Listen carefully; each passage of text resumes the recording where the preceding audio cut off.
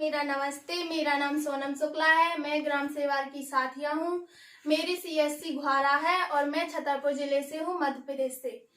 मैं आरकेएस के राष्ट्रीय किशोर स्वास्थ्य कार्यक्रम में एक साथिया हूँ। राष्ट्रीय किशोर स्वास्थ्य कार्यक्रम की शुरुआत 7 जनवरी 2014 से राष्ट्रीय स्वास्थ्य मिशन के तहत हुई थी। इसकी मध्य प्रदेश में इसकी शुरुआत 28 अप्रैल 2014 से हुई थी और छतरपुर जिले में इसकी शुरुआत 20 जुलाई 2016 से हुई थी। राष्ट्रीय किशोर स्वास्थ्य कार्यक्रम 10 से 19 वर्ष के किशोर किशोरियों के लिए चलाया गया है। इसमें साथिया की उम्र 15 से 19 वर्ष की होनी चाहिए। यह हमारे छतरपुर जिले से दर्शना महिला कल्याण समिति द्वारा संचालित किया जा रहा है। इसके 3 उद्देश्य हैं: मातृ मृत्यु दर को कम करना, शिशु मृत्यु दर को कम करना और सकल प्रजनन दर को कम करना।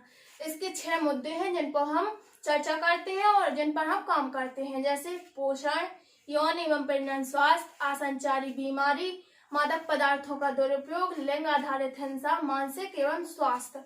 हम इन मुद्दों पर काम करते हैं। तो हम आज यौन एवं प्रजनन स्वास्थ्य पर चर्चा करेंगे। जैसे यौन एवं प्रजनन स्वास्थ्य, हमारी किशोरावस्था में बदलाव। जैसे सबसे बड़ा बदलाव है माहवारी। माहवारी चक्र करीबन 28 दिन का होता है। अलग अलग लड़कियों में 28 से 35 दिन का भी होता है। इसमें कई लड़कियां 2 से 5 दिन तक माहवारी होती हैं, तो कई लड़कियां 5 से 7 दिन तक माहवारी होती हैं। तो जो महिला गर्भावस्था की आयु होनी चाहिए वह 20 वर्ष से कम नहीं होनी चाहिए, क्योंकि हमारे समाज में अभी भी और पहले बाल विवाह बहुत ज्यादा प्रचलित था। लड़कियों का 18 वर्ष से पहले शादी कर देती थी और वह उतनी तैयार ही नहीं रहती थी अपनी शादी के लिए। जब उनका खेलने का और अपना पोषण आहार लेने का वक्त होता था तब उनकी शादी कर दी जाती थी। और शादी कर दी जाती थी तो वह ससुराल में काम काज में अपने पोषण का ध्यान ही नहीं रख पाती थी, जिससे और वह माँ भी जल्दी बन जाती थी। तो वह पोषण का ध्यान नहीं रख पाती थी, तो वह खुद भी कुपोषित रहती थी और उनके बच्चे भी कुपोषित रहते थे।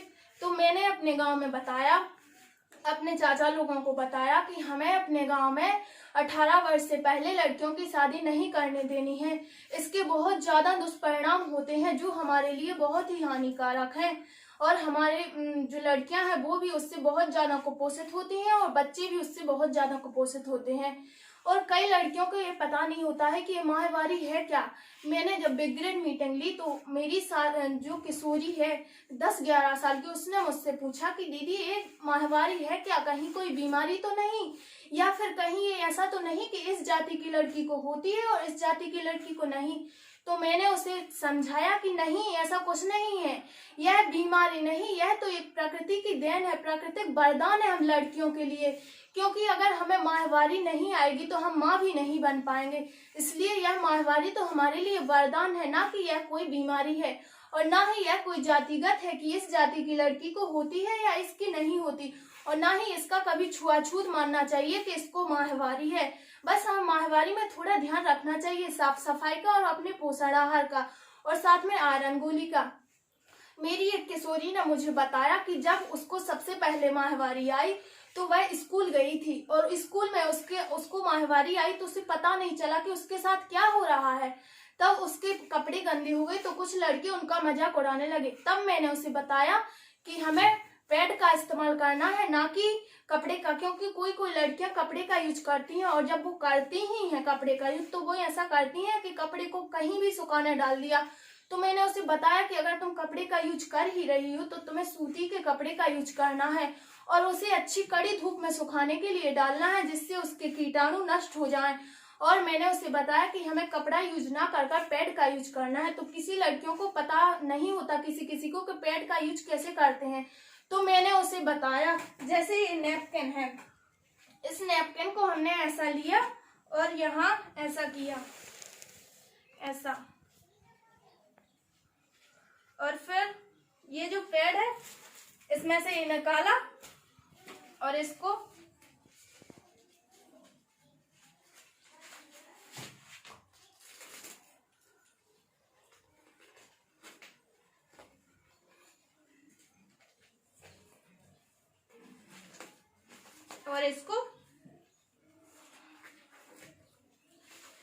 ऐसा किया।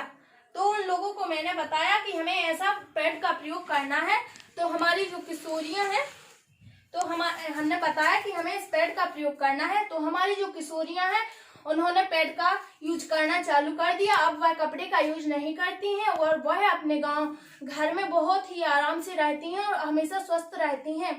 एक किशोरी ने मुझसे प्रश्न किया कि दीदी, जब मैं माहवारी होती है तो उसका पेट दर्द करता है, तो मैंने वहीं पर टोल फ्री नंबर 104 का प्रयोग किया।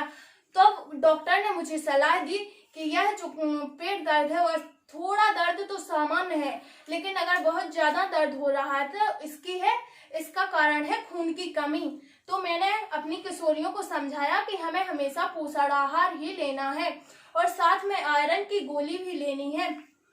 आयरन की गोली, नीली गोली लेनी है। जो 10 से 19 वर्ष की किशोर किशोरियां होती हैं उन्हें आयरन की ये नीली गोली हर मंगलवार को लेनी है, जिससे हमारे शरीर में खून की कमी ना हो सके और खून की वृद्धि भी हो। इसलिए हमें हर मंगलवार को ये आयरन की एक गोली लेनी है। रात को सोते समय ये आयरन की गोली लेनी है और इससे हमें, अगर हम ये आयरन की गोली लेंगे तो खून की कमी नहीं होगी और इससे हमें एनीमिया भी नहीं होगा। तब मेरी एक किशोरी ने मुझसे पूछा कि दीदी, ये एनीमिया होता क्या है? तब मैंने उसे बताया कि यह एनीमिया खून की कमी के कारण होता है।